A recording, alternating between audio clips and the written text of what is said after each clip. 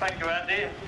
And I don't do this very often, but when I have done, the worst thing that can happen is that people don't hear you. So, is anybody over there not hearing? I think that's a thumbs up, so I'll carry on. Well, Andy, you're very kind to let me come here today and to treat me in this way. It doesn't happen very often in a lifetime, and I'm thrilled to this. And GWR is a remarkable company, but also remarkable in being such a big factor in the ongoing success of this one vehicle. And it was quite properly called God's Wonderful Railway, and I think it deserves that. So I've got one or two things to say, and particularly to repeat how grateful I am to GWR and you, Andy. I'd like to make sure all your colleagues know that. And I've got another couple of thank you to add, if I may. The other one is to that bunch of railway enthusiasts, more than enthusiasts, nutters really, there's probably 20 or so of them who spent years and years of their own time, their own energies, and effectively therefore their own money, and with certainly help from allies around. But that bunch of guys found that thing, that one over there, in sort of a fairly decrepit state on its way to the knackers yard. And they rescued it, and so from a historic point of view, it will, I think, last as long as its subsequent children, which are the HSTs, but it is a terrific achievement, and I think that group, which they call the 125 group, deserve a very particular thanks, and history, I'm sure, will show that. So that's the other thank you. And the third thank you is to British Rail. I used to do little jobs for British Rail in the 1960s, and by a set of happy accidents, I got the chance to design a train. Up to that point, I'd only done the odd fountain pen and the odd kitchen mixer, so it was a big act of faith. But that is really the heart of the point I want to make, which is that those were really golden years for the idea of modernising Britain, and it had come into the hands of not many big institutions, but of them all, British Rail had the most forward-thinking, the forward-looking, the most outward-looking, the most modernistic view of the future. Now, of course, they suffered a great deal of bad press in the long years because what they wanted to do would naturally take a very long time. But they set about it, and as an example, at Derby, they built complete new blocks to house the engineers who, up to the time of the HST, were working on the APT.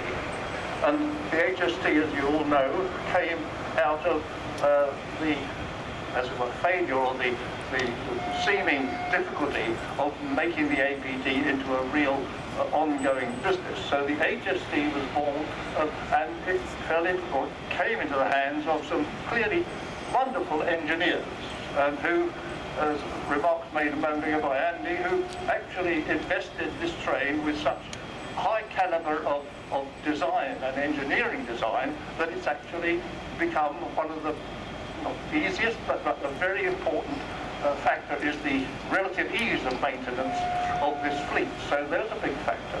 But those were the golden years of design in this country. That's the 60s and 70s. I started work on it in 68, I think, and eventually, as you know, it ran in the early 70s. But those were really amazing years. We saw other things, for example, signage, motorway signage. We take it for granted now, but it became a sort of a world standard, the quality of our motorway signage. At the time, the railways were using other designers.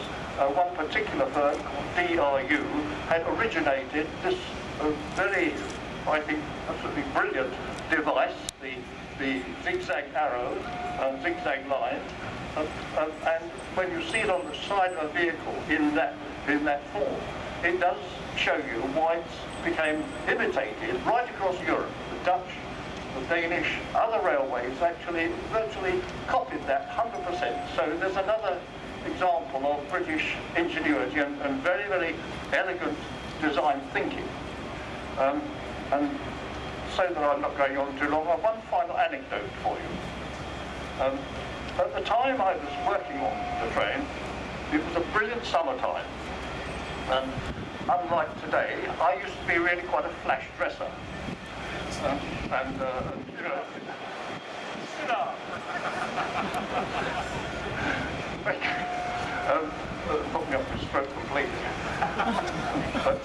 but they were in a way, what I was talking on about British Rail and the dynamic of design in those years was clearly evident in terms of fashion and style and so on. So you have the King's Road and the flash dressers, including Grange.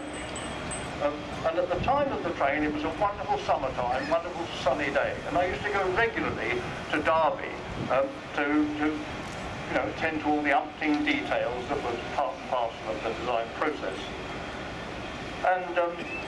And at the time, I used to be very fond of a pink suit made of denim, and I thought I looked pretty bloody smart in this suit. Anyway. So I used to go regularly up to Derby, and we'd spend a happy day there. And about 2 years ago, so now jump on for a long, long time, but a couple of years ago, I was at some party or something fair, and a chap came up to me, younger than I, and he said, you don't know me, but I was one of the engineers who worked on the HST in Derby. And he said, "You remember that office block you used to visit?" Of course I did. And he said, "Well, our floor was, our working floor was there. And the guard at the gate would let us know when you were coming. And you used to stride down the driveway in your pink suit. And we all went to the window just to take the pee out of you." Anyway, it was one of life's rich pleasures, my pink suit and everything that was going on at the time. Fantastic. Anyway, I'm greatly honoured, and that's more than enough for me. Thank you.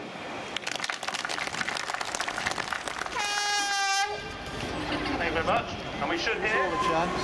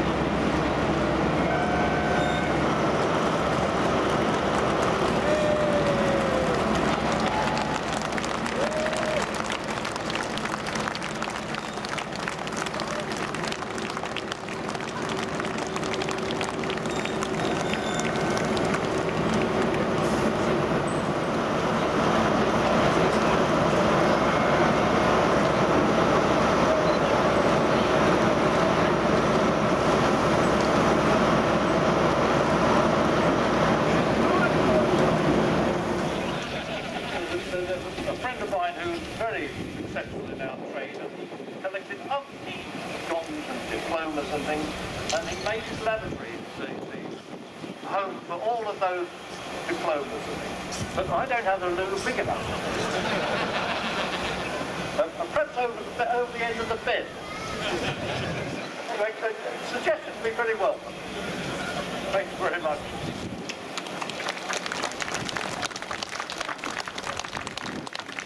I'm sure your darling lady wife might have something to say about the end of the bed. We'd like to do another presentation.